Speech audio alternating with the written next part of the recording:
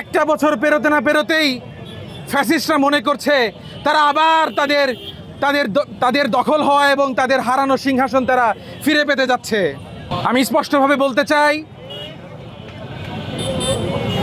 VP Nurul হক নূর, তার উপর হামলা মানে সারা বাংলার প্রতিটি ছাত্র জনতা যারা জুলাই গণঅভ্যুত্থানে রক্ত দিয়ে এই দেশকে দ্বিতীয়বারের মতো স্বাধীন করেছিলেন, তাদের প্রত্যেকের উপর হামলা।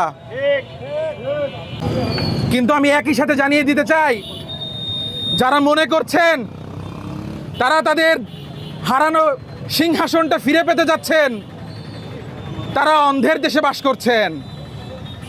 তারা দেখতে পাচ্ছেন না বাংলার ঘরে ঘরে লাখো কোটি বিপ্লবী দাঁতে দাঁত চেপে জিহ্বা কামড় দিয়ে বসে আছেন।